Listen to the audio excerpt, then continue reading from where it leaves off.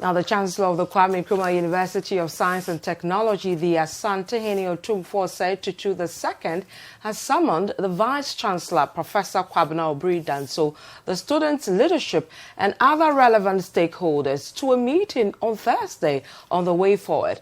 Now, Bantamahene Bafwa Mankwa VI, who led members of the Kumasi Traditional Council to the institution on behalf of the Asante, expressed worry about the level of distraction on campus. Meanwhile, the Minister for Information designate Kojo Oppong Nkrumah, after a crunch meeting with the student leadership, the school's management, the education and national security ministers and members of the Ashanti Regional Security Council, RECSEC, said the government is working to resolve the impasse. You know that ordinarily the university is semi-autonomous and they handle their own affairs, but it's become obvious that these matters have not been contained at that level, and so now there's a need for high level intervention. So we have finished our first level consultations. We are going to the campus also to see and engage for ourselves, and then we'll report to the president, and once clear decisions are made, we'll announce to the country where we're going with that. Now, still on matters of KNUST, and authorities of the school have denied reports that the Vice Chancellor, Professor Obiri-Danso, has resigned. During a violent protest by students on Monday that led to the closure of the school, some students called for the removal of the VC. A decision to reopen the university is to be taken later by the University Council.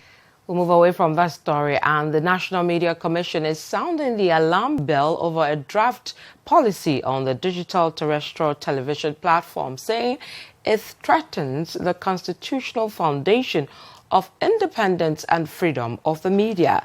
Now, the draft document proposes the formation of a central digital transmission company limited to manage the platform. But the Media Commission believes this will expose the media to governmental control. Per the draft policy on the Central Digital Transmission Company Limited, a chief executive officer and the members of the board of directors are to be appointed by the President of the Republic. This provision, the NMC argues, is a violation of Article 168 of the 1992 Constitution. The constitutional provision vests the power of appointment of the boards and CEOs of state-owned media in the NMC to be exercised in consultation with the President. The Commission further argues that it lies within its mandate to insulate state-owned media from governmental control, and allowing such appointments to the DTT management company will jeopardize that insulation. The question and the point of our current anxiety revolves around the creation and management of that single entity. We are especially concerned about the mode of appointing the board and the CEO of that entity. The new arrangement means that it is the multiplex that will transmit the signals produced by the content producers.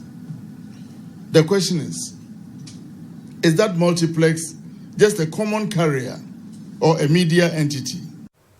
Imagine being left to rot in jail because you cannot afford a lawyer. Well, this is the fate of thousands of Ghanaians living below the minimum wage. Unfortunately, this figure is expected to rise in the coming months because the legal aid scheme, which provides legal assistance to such persons, is hanging on by a string.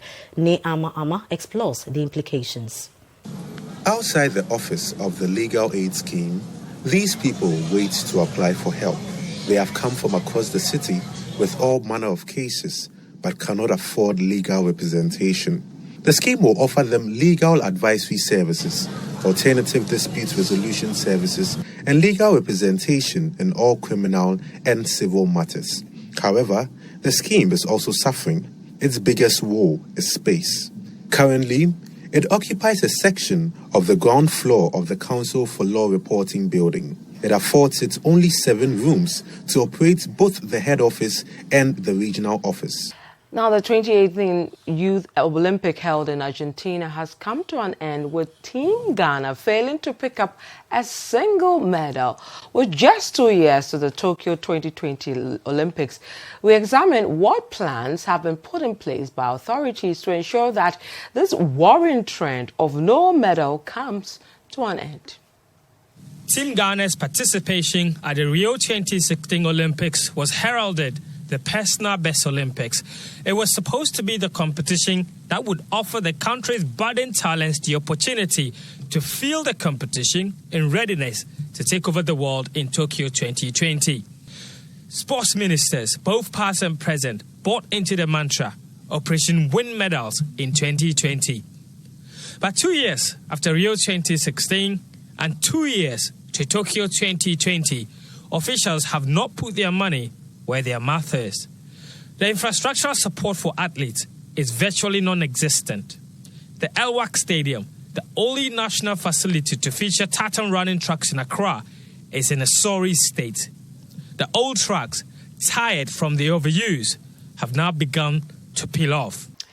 Now, students of the FELKO Nursing Training School in the Ashanti region today demonstrated against the Kumasi Metropolitan Assembly following allegations of excessive force used on some students. According to the school Student Representative Council, some KMA personnel stormed the school and manhandled students over some sanitation issues. The KMA people came to our director and they said they wanted to arrest him. They even held my dress and they were folding it. So I was confused. That was what happened. So they took our director and we took a car to the school. So when we came, they've already come here and they've started beating the students, messes. They came to look for our headmaster. I told him that our headmaster is not around, so they forced to push the gate. And we told them that they should stop. They should stop. After that, they used the chair to hit us. We told them that they should stop. They're still doing it. I told them that they should stop. And on a rather sad note, 5 persons have been confirmed dead after a tipper truck loaded with sand ran over a Sprinter Benz bus with 27 passengers at Bunso Junction on the main Accra-Kumasi highway. 22 others who sustained various degrees of injuries are receiving treatment at the Hawa Memorial Hospital in Osiem. The Eastern Regional Police Public Relations Officer, DSP Ebenezer Tete, told City News they have commenced investigations into the accident. Sprinter bus hit the cargo truck, and in the process, the tipper truck, ran over the passengers and then the Sprinter bus. So there were, as I've indicated, 27 passengers who were on board. 5 of them lost their lives on the spot. 22 of them have sustained various degrees of injuries and they've been transported to the Hawa Memorial Hospital. That is at 2 CM.